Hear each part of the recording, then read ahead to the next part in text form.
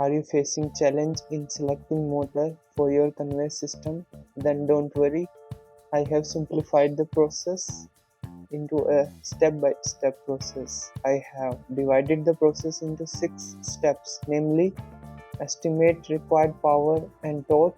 Number 2, choose the required output RPM/gear ratio. Number 3, select the mounting type. Number 4, find the required duty cycle. Number 5, decide the required power supply. Number 6, find out the operating environmental condition. I will explain each step in detail. Let's begin with the first step. Step number 1, estimate required power and torque. Step number 1 is also divided into 4 sub-steps, namely weight calculation, full load calculation, power calculation, and torque calculation. Let's jump in each step of step 1, weight calculation. Let me explain the diagram in the right hand side.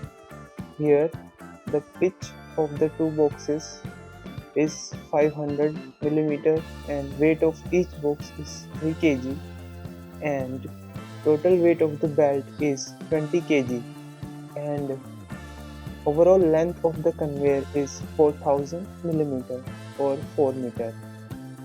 Now let's calculate total weight of the boxes. WL it will be given by weight of each box multiplied by number of boxes. Total boxes on conveyor anytime is 8 and weight of each box is 3. So if we multiply 3 by 8 we will get 24 kg.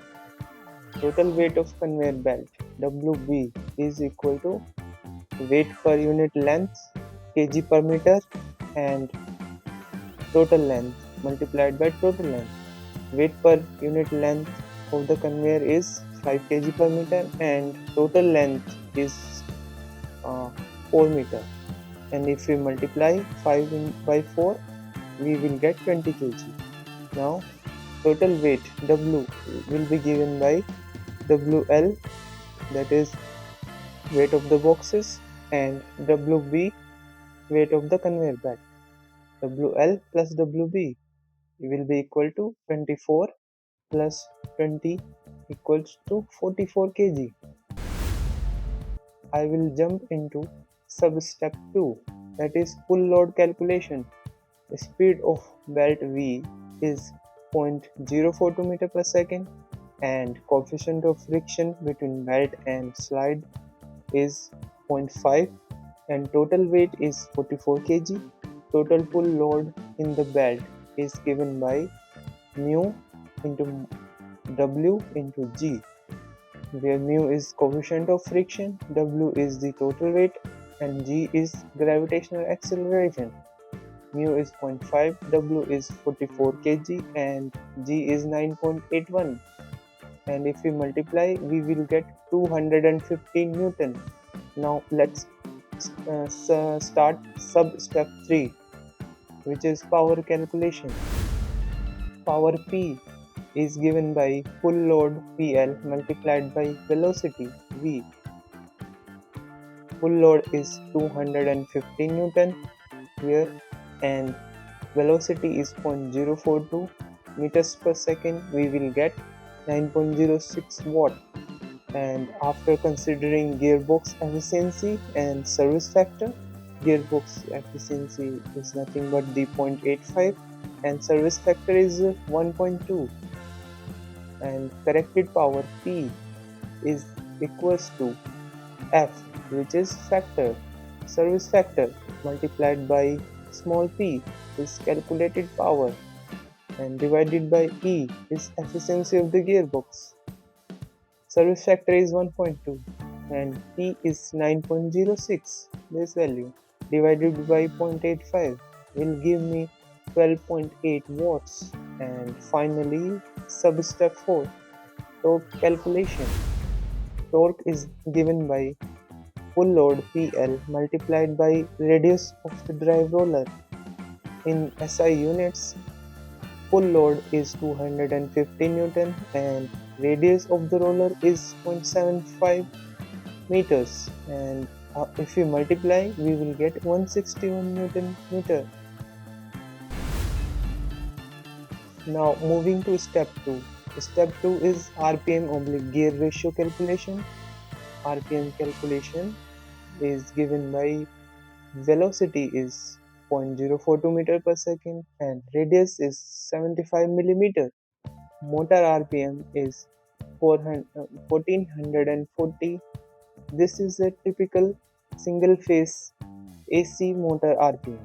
Now N is RPM formula is given by V velocity multiplied by 60 divided by 2 pi r, where V is velocity, r is the radius of the roller, and if we put the value 0.042 multiplied by 60 divided by 2 into pi into 0.075, we will get 5.35, and after approximation n becomes 6. And then gear ratio is given by input RPM to output RPM. Input is 1440 and output is 6 that we required. Then if we calculate, it will become 240. Then gear ratio is 240:1. Now moving to step number 3, which is select the mounting type. To select the motor mounting, we should look for following 2 factors. Number 1 is mounting location. You should check whether the mounting location have enough space for fixing the mounting hardware and tool accessibility. Number 2, mounting style. We should look for different type of mounting style like flange mounting and choose the appropriate mounting as per the demand of the application. I have selected the flange mounting type because I have enough space in the surroundings and to tighten the bolts and other hardware. I can easily assemble and disassemble in the maintenance time, as you are able to see in the picture. I have mounted the motor on this yellow plate, and this is a flange mounting and mounted by 4 bolts.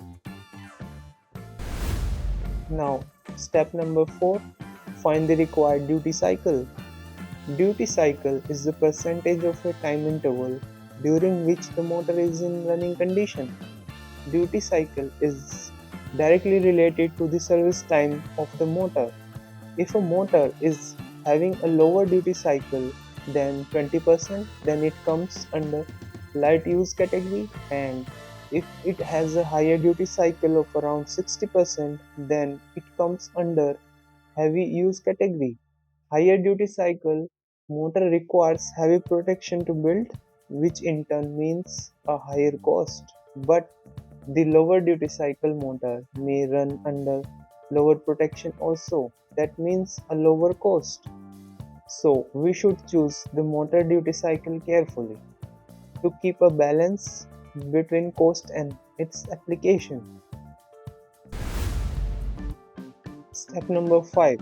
Decide the required power supply. To decide the required power supply, look for availability.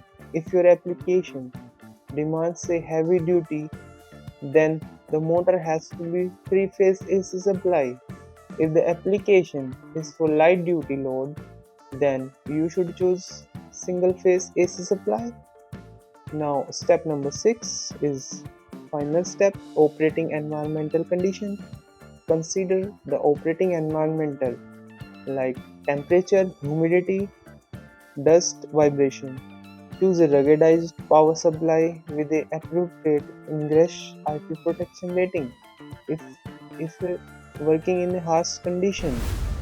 If you are liking my content, then please consider subscribing and do hit the like button. I also giving links of the part 1, part 2 and part 3 of this video in the description and I button. Do watch them. I have completed the conveyor design series with this episode. Please watch it for full understanding. Thanks for watching. See you in the next video.